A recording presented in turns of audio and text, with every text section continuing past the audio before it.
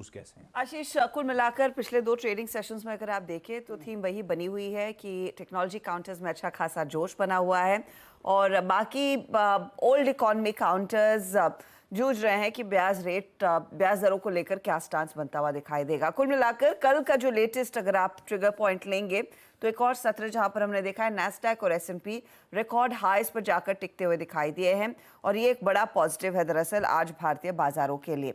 अच्छा, ऐसा ये हुआ है कि यहाँ पर अगर आप टेक्नोलॉजी कंपनियों में देखो लगातार सेशंस जो है वो तेजी की तरफ ही बनते दिखाई दिए हैं, चाहे वो टेस्ला हो, ब्रॉडकॉम हो, क्वालकॉम जैसे काउंटर्स, एप्पल जैसे काउंटर्स, माइक्रोसॉफ्ट जैसे काउंटर्स, इनमें दरअसल पिछले सत्र में अच्छी खासी तेजी बनती हुई दिखाई दी थी।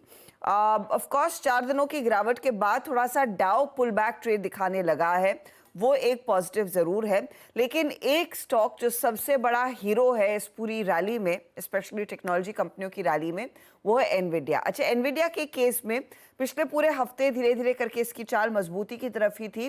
कल भी एक और अच्छा तेजी का सत्र बना, लेकिन ऊपरी लेवल से कुछ हल्का होता हुआ दिखाई दिया। लेकिन एनविडिया के केस में दरअसल अब नया ट्रिगर ये है कि एक बड़ा टेक फंड है, उसमें एनविडिया की दरअसल वेटेज जो है वो 20% होने वाली है। उस लिहाज से ज्यादा फ्लोज आते हुए दिखाई देंगे तो वो स्टॉक एक बार फिर फोकस में रहेगा और वही दरअसल उस रैली को लीड कर रहा है। दूसरी तरफ ऑफ कोर्स हमने देखा है S&P न्यू हाइस पर 5473 पर पहुंचता, वो एक बड़ा पॉजिटिव था। आज एशियाई मार्केट देखेंगे तो कल की गिरावट के सामने आज थोड़ी सी चाल बेहतर होती हुई दिखाई दे रही है। निकाई करीब करीब 2% कल करेक्ट हुआ था और आज यहाँ पर कुछ पुल बैक ट्रेड देखने को मिला है।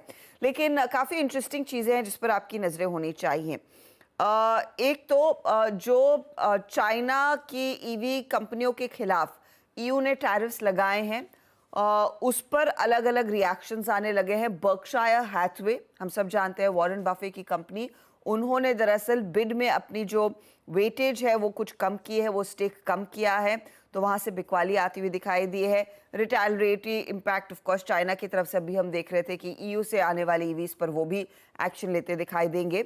लेकिन आजकल ग्लोबल मार्केट्स में सबसे ज्यादा चर्चा ह्यूंडई की स्टॉक की हो रही है।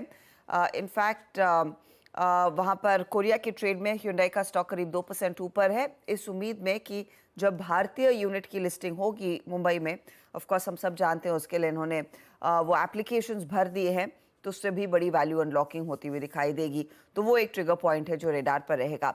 इस बीच चाइना का इंडस्ट्रियल प्रोडक्शन का डेटा आ चुका है, बॉन्ड यील्ड स्टेडी देखने को मिल रही है और ऑफ कोर्स हम देख रहे हैं अगर आप कमोडिटी करेंसी का ट्रेड लेंगे तो कॉपर में कुछ दबाव बनता हुआ दिखाई दिया है। इंटरनेशनल मार्केट में हमने देखा cross the board commodity market थोड़े से दबाव में है और कच्चा तेल $84 के पार निकलता हुआ ब्रेंट दिखाई दे रहा है।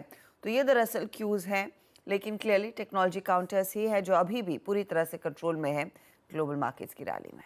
हाँ, नैस्डैक लीड कर रहा है तो नेट क्यूज अच्छे हैं हमारे लिए, हैंडओवर बढ़िया है, वो दिखा भी रहा है गिफ्ट निफ्टी का मूड।